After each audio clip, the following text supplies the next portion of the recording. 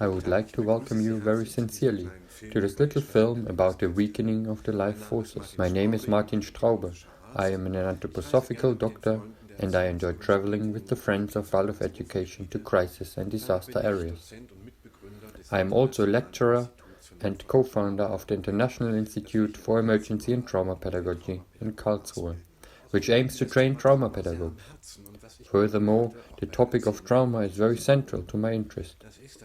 What I generally observe, even in patients with this syndrome, is that they become very exhausted over time and that their life forces are weakened. This is a phenomenon that we experience with chronic stress, and we always have to consider that trauma is a toxic stress, and this, among other things, weakens the life forces and we feel exhausted. But this is a different kind of exhaustion than when we have danced through a weekend and are exhausted on Monday and Tuesday. On Wednesday, when we have had a good rest, we will be fine again.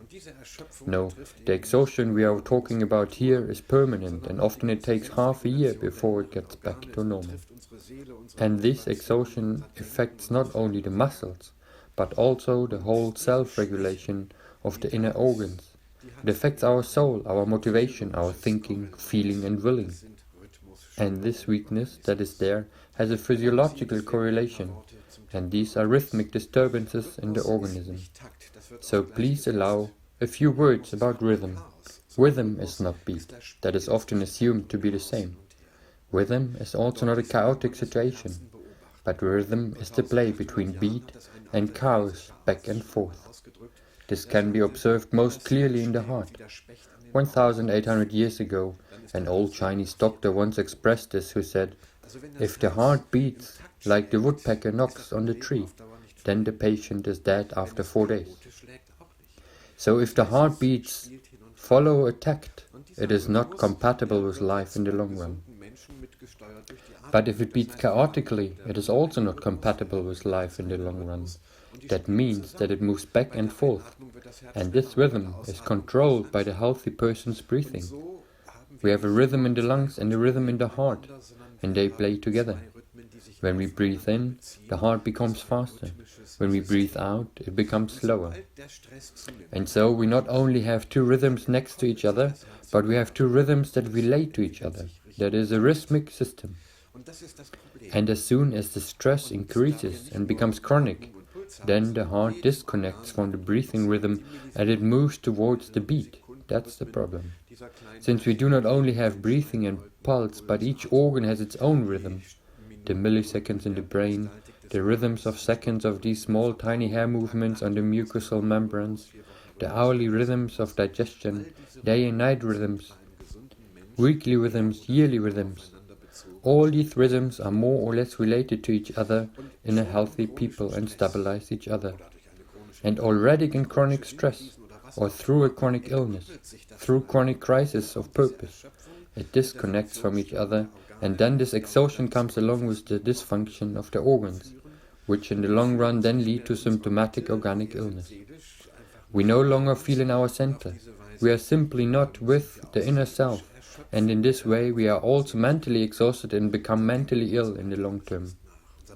Our thinking diminishes and our personality pattern crumbles in the course of time, because the life forces are the glue that holds the whole thing together, and the rhythm is just the instrument that is needed at this point. We cannot simply recreate these rhythms by taking a medicine, but we need a rhythmic lifestyle now. In other words, that we do many things in the day with a certain regularity, that we have an alternation of rest and movement, an alternation of interest in the world and contemplation, sleeping and waking, rest and movement. If we now think, for example, only about nutrition, then it is simply a possibility to eat a sandwich at a regular time now. But, be it while driving a car or otherwise, there are many other disturbing impressions, but besides setting a biological rhythm, we can also do something else.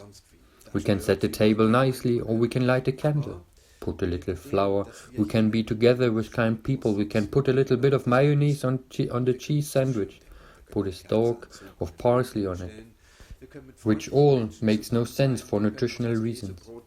But the eye eats with us, And here we not only have the biological supply of food, but we also have something to look forward to, because we like to do this together with other people.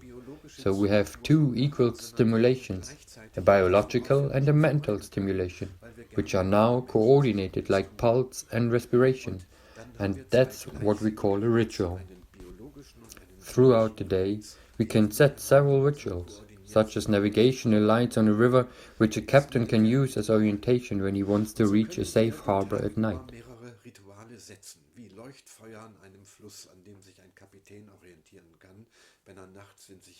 We can wake up in the morning and greet the day. We can think of nice things, drink a cup of coffee, maybe say a morning prayer. We can look back on the day in the evening when we go to bed. We can perhaps do a meditation or something similar, or have a good conversation. So we can set beacons through rituals. In the past, this was not a problem. When there was Bullabü, a children's story on the countryside, people still lived together with nature. It resonated with each other. These rhythms built up because children only grow them like a delicate plant, and delicate plants have to be cared for. Children need a rhythmical, created environment. So it was sensational that when the first Waldorf school was founded, rhythm became a subject in the rhythmic part of the curriculum. There was also singing and recitation in other subjects. There was eurythmy, because that which today no longer happens on its own has become a pedagogical task. One could say that every child needs this today, but especially children, which weakened life forces need it.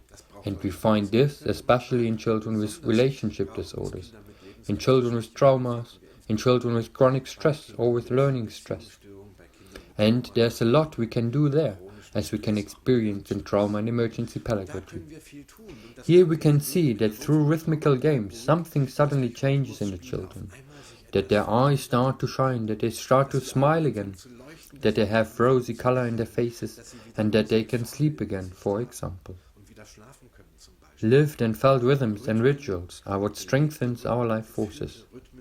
Because we notice that if we can walk, hike, cycle, canoe in our rhythm, we get further and are less exhausted than if we would do it in the rhythm of someone else. Rhythm gives strength. Rhythm makes us feel good. Our brain rests in our skull shell, our intestines and muscles are in constant movement, and rhythm is the alternation of rest and movement. It unites extremes, and that is why rhythm brings us back to our center. We feel in us again. We feel good in our bodies. We feel comfortable in our soul, and our personality pattern comes to peace again.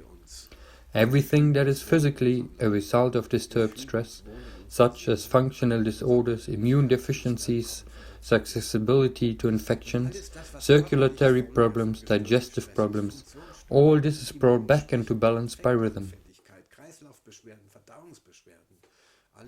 This cannot be done overnight. You have to practice it. But that is exactly what the task of pedagogy is all about today. Laying the foundation for health. A healthy development, especially important for trauma and emergency pedagogy for traumatized children. Thank you very much for your interest.